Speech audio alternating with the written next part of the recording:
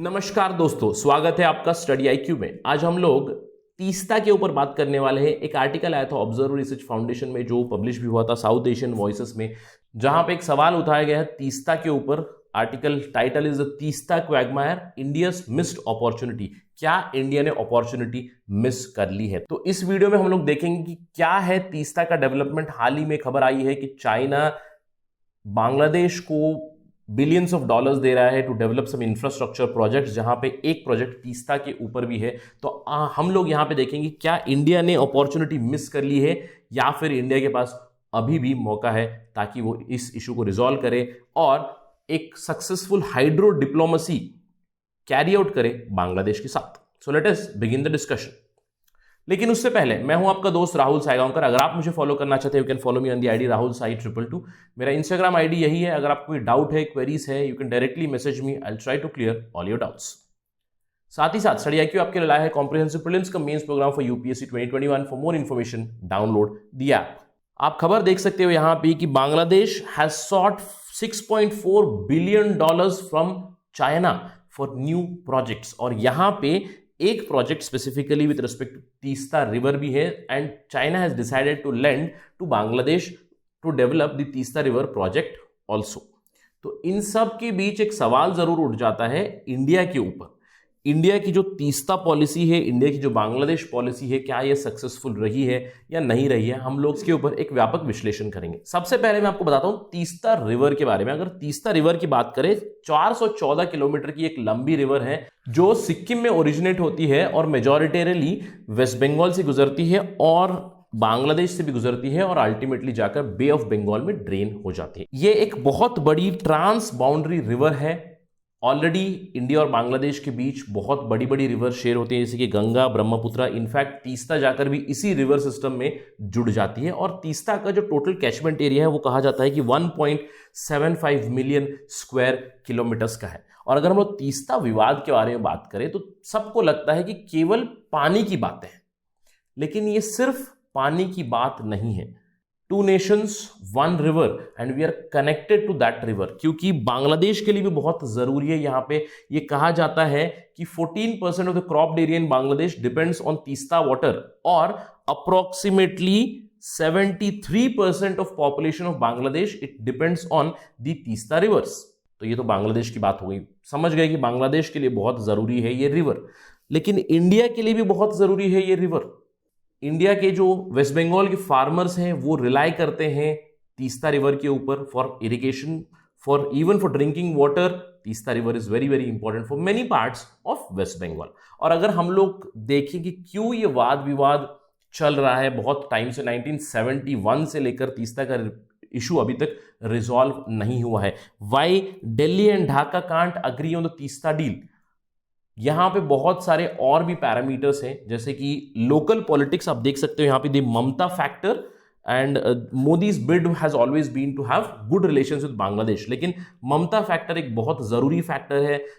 हम लोग देखेंगे अभी हिस्ट्री जो तीस्ता रिवर के ऊपर है, जहां पे आप देख सकते हो कि लोकल पॉलिटिक्स ने बहुत इंपॉर्टेंट रोल प्ले किया है।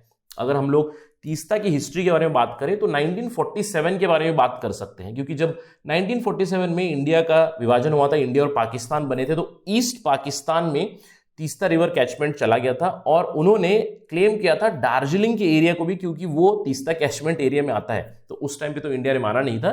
तो जब 1971 में जब इंडिया और पाकिस्तान का वॉर हुआ, 1971 में बांग्लादेश को लिबरेट किया गया।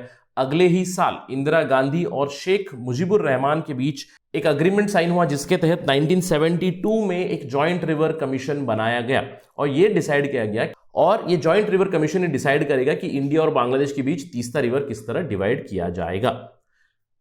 डेवलपमेंट चल रही थी, धीरे धीरे डिसीजन आने वाला था। 1983 में एक टेम्पररी या एडहॉक शेयरिंग अग्रीमेंट साइन किया गया, जहां पे इंडिया को 39% वाटर्स मिला, बांग्लादेश को 36% और अनअलोकेटेड 25% था। फाइनली जो जॉइंट रिवर कमीशन थी उन्होंने 1984 में डिसीजन दिया। वहां पे उन्होंने बांग्लादेश का थोड़ा सा शेयर बढ़ाया, इंडिया का भी शेयर बढ़ाया। इंडिया को 42.5% वाटर्स, बांग्लादेश को 37.5% वाटर्स और अनअलोकेटेड 20% डिसाइड किया गया।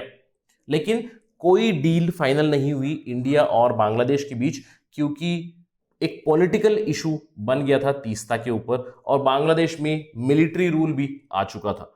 यहां पे developments between India and Bangladesh this सावर्ड। और 1998 में एक खबर आई कि बांग्लादेश तीस्ता के ऊपर एक बराज बना रहा है, तो इसके ऊपर भी काफी ज्यादा क्रिटिसिज्म हुई थी इंडियन साइड से और स्पेशली वेस्ट बंगाल स्टेट में। लेकिन मनमोहन सिंह सरकार और शेख हसीना सरकार 2011 में ऑलमोस्ट एक डील फाइनल करने के कगार पे आ गए थे। 15 साल का एक डील फाइनल किया गया था जहां पे इंडिया को 42.5% वाटर्स और बांग्लादेश को 37.5, जो जेआरसी ने कहा था उसको फाइनलाइज करने की बातें चल रही थी। लेकिन at the last moment Mamata Banerjee ने इस डील को तोड़ दिया। Mamata Banerjee was in coalition with the Manmohan Singh government and the Manmohan Singh government was arm twisted. इसके बाद में इसके ऊपर कोई ज्यादा डेवलपमेंट नहीं हो रही है, बहुत ज्यादा पॉलिटिक्स चल रहा है। जब बिम्स्टेक का सेशन हुआ 2014 में, ममता बनर्जी ने एक स्टेटमेंट दिया। 2014 में इलेक्शन हुए थे, उन्होंने एक स्टेटमेंट दिया, teach lesson to Congress over the Teesta issue.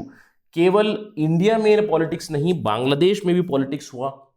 Bangladesh में जो ऑपोजिशन पार्टी की लीडर हैं खालिदा जिया, उन्होंने भी जंतर मंतर पे प्रोटेस्ट किया था। उन्होंने ये कहा है कि जो शेख हसीना की पार्टी है वो प्रो इंडिया है।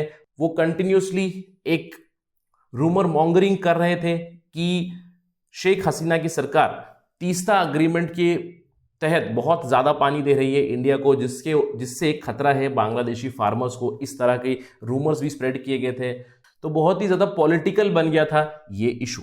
इनफैक्ट 2016 में जब वेस्ट बंगाल में इलेक्शन हुए तो this was one of the major political issue. 2016 में ममता बनर्जी की सरकार फिर से इलेक्ट होकर आई। 2017 में फिर से मोदी सरकार ने ट्राई किया था इस इशू को रिजॉल्व करने का, लेकिन Mamata Banerjee government has again raised opposition against Teesta sharing with respect to Bangladesh. तो काफी ज्यादा पॉलिटिकल इशू हो चुका है। पॉलिटिकल इशू तो है ही है, बट हमें यह समझना चाहिए कि ये पॉलिटिकल नहीं, ये लाइवलीहुड का इशू है। Livelihood of farmers from Bangladesh, livelihood of farmers from India also. तो चलिए वापस चलते हैं आर्टिकल के ऊपर, जहां पे एक प्रश्न जरूर उठता है, क्या ये एक मिस्ड अपॉर्चुनिटी थी? अगर हम लोग मोदी सरकार और शेख हसीना सरकार की बात करें, 2014 से जब मोदी सरकार आई थी तब से लेकर बांग्लादेश के साथ रिलेशंस काफी सुधर गए हैं। इनफैक्ट ये कहा जा रहा है कि India Bangladesh relations are at a peak right now. In the last 6 years काफी ज्यादा डेवलपमेंट हुई है, मैरिटाइम डिप्लोमेसी पे बातें हो चुकी है, इंडिया ने काफी ज्यादा मदद की है बांग्लादेश की। इंटर्न बांग्लादेश ने जो वहां पे इंसर्जेंट ग्रुप्स थे बांग्लादेश में उनको काउंटर किया है, तो दोनों तरफ से भी काफी अच्छे रिलेशंस है। तो क्या ये एक मिस्ड अपॉर्चुनिटी है कि दोनों ने तीस्ता डील को फाइनलाइज नहीं किया? अगर मीडिया की बात करें, अगर एक प्राइमा फेसी डिस्कशन करें, तो ये काफी टेम्पटिंग है कि सब लोग क्रिटिसाइज कर सकते हैं कि इंडिया के लिए एक मिस्ड अपॉर्चुनिटी थी। लेकिन क्रिटिसाइज करने से पहले हमें समझना चाहिए कि दिक्कत क्या है। जैसे कि मैंने आपको बताया कि पॉलिटिकल इशू तो है ही है, लेकिन ये लाइवलीहुड का इशू है। और लाइवलीहुड का इशू कब आ रहा है? लाइवलीहुड का इशू आ रहा है केवल लीन सीजन में। लीन सीजन मतलब समर सीजन में दोनों तरफ प्रॉब्लम होती है, इसीलिए वाटर शेयरिंग के ऊपर रेजोल्यूशन नहीं निकल रहा है। इसके अलावा पॉलिटिक्स तो है ही है, बट एक और मेजर रीजन भी है दोनों तरफ। अगर हम लोग देखें वेस्ट बंगाल और बांग्लादेश, दोनों तरफ पैडी कल्टीवेशन बहुत ज्यादा होती है। पैडी में भी बोरा राइस कल्टीवेशन बहुत ज्यादा प्रोमिनेंट है वेस्ट बंगाल में भी और ज्यादातर बांग्लादेश में भी। तो अगर हम लोग देखें, rice is a water guzzling crop, तो दोनों तरफ भी राइस कल्टीवेशन होती है। इसी की वजह से लाइवलीहुड का इशू आ गया है फार्मर्स का और पॉलिटिक्स हैज जॉइंट। तो इन सब के बीच, लोकल पॉलिटिक्स के बीच, फार्मर्स लाइफ के बीच एक थर्ड प्लेयर आ चुका है, चाइना। चाइना तो इंडिया के नेबरहुड में आ ही रहा है। चाइनीज इन्वेस्टमेंट हम ये कह सकते हैं, जो चाइना ने भी प्लेज किया है $6.4 बिलियन, जिसमें से एक तीस्ता प्रोजेक्ट भी है, वो जरूर बोल्स्टर करेगा बांग्लादेश की कैपेसिटी को। लेकिन क्या इंडिया अभी सिंपली ये कह सकता है कि आप अगर चाइना से मदद लो तो बांग्लादेश आप डेट ट्रैप में फंस जाओगे? क्या इंडिया को ये नैरेटिव यूज करना चाहिए? क्योंकि अगर हम लोग बांग्लादेश की बात करें, शेख हसीना की बात करें, तो बहुत ही श्रूडली वो मैनूवर कर रही है अपनी फॉरेन पॉलिसी। वो बहुत ही अच्छे से फायदा निकाल रही है इंडिया से भी और चाइना से भी। तो हम ये नहीं कह सकते हैं कि Bangladesh is actually getting into debt trap of China. In fact वो चाइना को इस्तेमाल कर रहे हैं अपनी इकोनॉमिक ग्रोथ के लिए। तो ये नैरेटिव तो इंडिया इस्तेमाल नहीं कर सकता कि डेट ट्रैप हो रहा है बांग्लादेश का अगर चाइना से मदद ले, क्योंकि बांग्लादेश अपनी ऑटोनोमस फॉरेन पॉलिसी परस्यू कर रहा है। इंडिया की तरफ से भी वो फायदे ले रहा है, चाइना की तरफ से भी फायदे ले रहा है। तो इसके ऊपर इंडिया को नाखुश होने की कोई जरूरत नहीं है। लेकिन इंडिया के पास एक चीज समझनी चाहिए, और मैं हमेशा ये कहता आ रहा हूं कि अगर बांग्लादेश की बात करें तो चाइना के पास पैसा है, लेकिन इंडिया के पास एक बहुत ही इंपॉर्टेंट कनेक्टिंग लिंक है। इंडिया के पास प्रॉक्सिमिटी है। इंडिया की जो ज्योग्राफी है और बांग्लादेश की जो ज्योग्राफी है, दोनों अलग रह ही नहीं सकते। एक शेयर्ड हिस्ट्री है हमारी। तो ये एक बहुत ही फायदे वाली चीज है इंडिया के लिए। नो मैटर कितना भी पैसा चाइना बांग्लादेश में डाले, लेकिन Bangladesh ultimately will depend on India and same applies for India also. तो इसीलिए इंडिया को इन सब चीजों से परे एक चीज करनी पड़ेगी कि हाई प्रायोरिटी के ऊपर प्रोएक्टिवली जितने भी रिवर डिस्प्यूट्स है बांग्लादेश के साथ, उसको जल्द से जल्द रिजॉल्व करें और अपनी जो हाइड्रो डिप्लोमेसी है बांग्लादेश के साथ वो सक्सेस बनाए। तो इन सब चीजों के चलते हुए एक बहुत ही इंपॉर्टेंट पॉलिटिकल डेवलपमेंट भी हो रहा है वेस्ट बंगाल में, क्योंकि 2021 में वेस्ट बंगाल का इलेक्शन है। हम लोगों ने देखा है कि पिछले एक दशक से ममता बनर्जी रूल कर रही है वेस्ट बंगाल में, और ममता बनर्जी एक ओपोनेंट है इस तीस्ता डील की।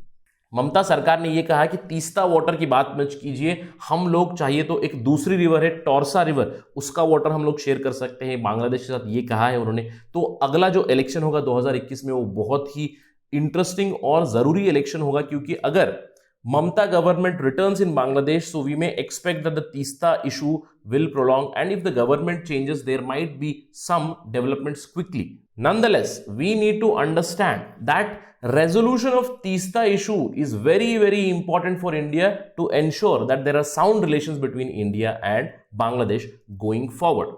क्योंकि चाइना इन्वॉल्व हो चुका है, चाइना अपने पैसे दे रहा है बांग्लादेश में, तो हमें इंश्योर करना पड़ेगा कि हम बांग्लादेश के साथ अपने रिलेशंस अच्छे करें और जो भी वाद विवाद है विद रिस्पेक्ट टू वाटर उसको जल्द से जल्द रिजॉल्व करें। That's it from my side on this part of discussion. Thank you very much. जय हिंद।